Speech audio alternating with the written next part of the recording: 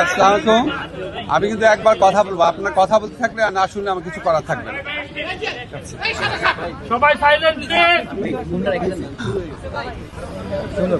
আসসালামু আলাইকুম।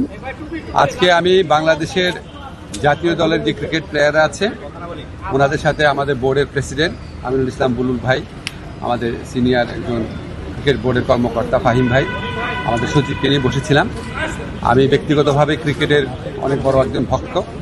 আমি বাংলাদেশ ক্রিকেট টিমে লিটন আছে, মিরাজ আছে, নাজমুল আছে, সোহান, তামিম, সবারই ভক্ত। তো স্বভাবতই আমরা সবাই চেয়েছি আমরা যেন বিশ্বকাপ ক্রিকেট খেলতে পারি, আমরা যেন টি-20 বিশ্বকাপ খেলতে পারি, কারণ আমাদের ক্রিকেটাররা এটা কষ্ট করে অ্যাচিভ করেছে। কিন্তু আমাদের যে নিরাপত্তা ঝুঁকি ভারতে খেলার ক্ষেত্রে, সেই নিরাপত্তা ঝুঁকি পরিস্থিতির কোনো পরিবর্তন ঘটে নাই।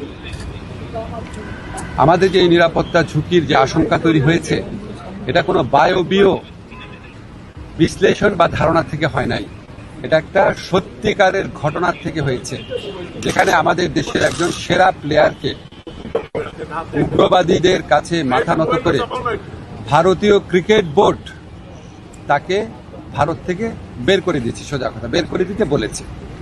তো এখন আইসিসি যে টুর্নামেন্টটা তো ভারতেই হবে। আইসিসি আমাদেরকে যতই বলুক নিরাপত্তা আশঙ্কা নেই, আইসিসি নামে তো আলাদা কোনো দেশ নাই। যেই দেশে আমার একটা প্লেয়ার নিরাপত্তা পায় নাই, এবং যেই দেশে ভারতীয় ক্রিকেট বোর্ড সরকারের একটা এক্সটেন্ডেড পার্ট, তারাই আমার প্লেয়ারকে উগ্রবাদীদের চাপে নিরাপত্তা দিতে ব্যর্থ বা অনীহ হয়েছে, সেই দেশেই খেলা হচ্ছে। সেই দেশের পুলিশ, সেই দেশের সিকিউরিটি এজেন্সিরই দায়িত্ব হবে ক্রিকেটারদেরকে নিরাপত্তা দেওয়া। তো আমরা তাহলে ওই ঘটনার পরে কি এমন চেঞ্জ হয়েছে ভারতের, যে আমরা ভাবতে পারবো যে ভারতে আবার কোনো উগ্রবাদী আস্ফালন হবে না, এবং ভারত আমাদেরকে মুস্তাফিজকে নিরাপত্তা দিতে পারে নাই, তো কি হয়েছে আমাদের ক্রিকেটারদের, আমাদের সাংবাদিকদের, আমাদের দর্শকদের সবাইকে নিরাপত্তা দিতে পারবে? এটা আমরা কিসের থেকে কনভিন্সড হব? আমাদেরকে এই বিষয়ে কনভিন্স করার জন্য আইসিসি কোনো চেষ্টা করে নাই। আইসিসি আসল যে ইনসিডেন্ট সেটাকে বাদ দিয়ে তার স্ট্যান্ডার্ড যে সিকিউরিটি প্রসিডিউর সেগুলো নিয়ে আলোচনা করেছে।